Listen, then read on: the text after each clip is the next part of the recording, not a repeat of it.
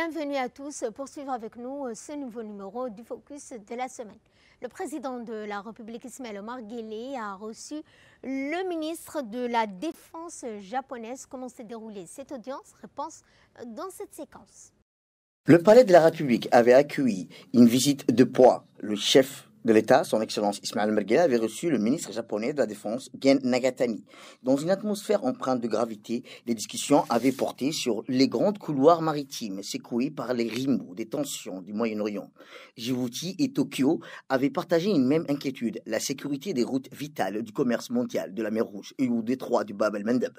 Les deux partenaires avaient convenu d'explorer de nouveaux dispositifs dissuasifs à la hauteur des menaces émergentes. Cette rencontre avait confirmé la solidité d'une coopération forgée de l'indépendance scellée par la confiance historique ayant conduit le Japon à implanter ici sa première base militaire à l'étranger. Également dans l'actualité, cette visite du ministre du Transport sud-soudanais qui a visité les infrastructures portières djiboutiennes suivie d'une signature de convention. À Red Sea World, la signature d'un protocole d'accord avait scellé une vision commune entre Djibouti et le Soudan du Sud. Aboubakar al-Marhadi, président de l'autorité des ports et des zones franches, et Lam Akol, ministre sud-soudanais des Transports, avaient parafé un texte aux ambitions régionales. Il ne s'agit pas d'un simple accord, il ouvrait la voie au corridor Nil Blanc destiné à relier Djibouti à Djouba via un réseau multimodal alliant routes et voies fluviales. De Doralé à Gambela, la rivière Soba jusqu'à Malakal, ce projet dessinait une nouvelle axe de prospérité.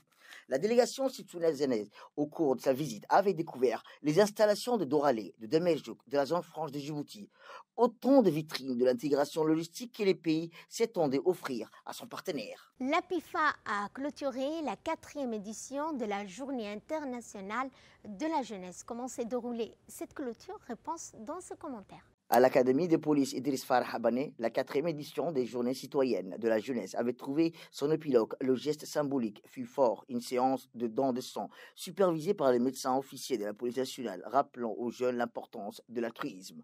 Dans l'amphithéâtre, les certificats remis aux participants avaient consacré leur assiduité, leur engagement. Ce fut un moment de reconnaissance, mais aussi une déclaration de l'intensité forgée, une génération consciente, responsable et prête à assumer son rôle dans la société. Et l'ADR annonce la construction du nouveau pont de la Palmeraie. Les travaux du futur pont de la Palmeraie avaient contraint l'agence djiboutienne des routes à fermer la voie principale. Une déviation avait été mise en place pour maintenir les flux de plus de 37 000 véhicules qui empruntaient chaque jour cet axe, long de 113,5 mètres et large de 28,5. L'ouvrage en devenir devrait garantir une circulation fluide même en période de pluie. Plus qu'un pont, il incarnait la volonté de moderniser les réseaux routiers nationaux et anticiper les défis urbains. De là, nous passons à ce qui domine l'actualité régionale et internationale. En Somalie, première inscription électorale en 56 ans à Mogadiscio. Le président s'est inscrit également au registre. À Mogadiscio, le président Hachir Mohamed avait posé un geste historique en s'inscrivant sur la liste électorale dans la perspective du scrutin 2026. Il s'agit là de tourner la page du modèle clanique, dit 4,5, pour instaurer le principe d'une personne, une voix. Mais si le chef de l'État somalien avait parlé du système dépassé, l'opposition et certains dirigeants régionaux avaient exprimé des vives réserves. L'argument sécuritaire dominait dans un pays encore miné par l'instabilité. Le passage au suffrage universel direct apparaissait comme un saut dans l'inconnu. Des fossiles rares en Éthiopie ont été découverts, ce qui explique donc une nouvelle espèce de la lignée humaine. Dans le sol aride de l'Afar, des planétologues avaient mis à jour 10 petites dents vieilles de 2,8 millions d'années, une découverte d'apparence modeste, mais qui ouvrait un nouveau chapitre à l'évolution humaine. Ces fossiles ne correspondaient pas à Lucie, l'Australopithèque le plus célèbre, mais une espèce encore inconnue. Cette coexistence avec les premiers Homo relevait une complexité inattendue dans la lignée humaine. Comme le soulignait Amy Rector, l'une des chercheuses, ce n'est pas un schéma linéaire, mais un intralaissement d'espèces qui partagent le même territoire, les mêmes ressources. Dans l'actualité internationale, l'Égypte et le Qatar proposent une nouvelle proposition au mouvement de résistance de Hamas. Et ce, pour un cessez-le-feu à Gaza. de la résistance du Hamas avait finalement accepté une nouvelle proposition de cessez-le-feu. Une trêve de 60 jours assortie d'une libération d'otages en 2 étapes avait été soumise par l'Égypte et le Qatar.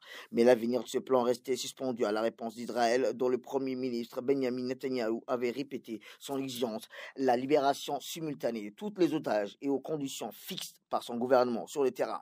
Les bombardements continuaient, le bilan s'alourdissait, sont 2000 morts à Gaza, en majorité des civils. Entre pression diplomatique et souffrance humaine, le fragile espoir d'un cessez-le-feu demeurait précaire. Et pour clore ce focus, nous allons parler de cette garantie de sécurité qui a été proposée à l'Ukraine. De quoi s'agit-il? Réponse dans cette séquence. Le secrétaire général de l'Organisation du traité de l'Atlantique Nord, Mark Rutte, a dit qu'il y avait des discussions en cours concernant l'octroi des garanties de sécurité à l'Ukraine, semblables à celles offertes par l'Alliance et ses États membres. Rutte a déclaré à la chaîne américaine Fox News après une réunion entre le président américain Donald Trump et son homologue ukrainien Volodymyr Zelensky. Il a également souligné que ceci était discuté, n'est pas l'adhésion de l'Ukraine à l'OTAN, mais bien des garanties de sécurité conformément à l'article 5. Il a insisté sur le fait qu'il n'y avait pas de question à Washington d'envoyer des forces terrestres sur le territoire ukrainien. Et c'est ainsi que se referme ce focus. Merci à vous de nous avoir suivis.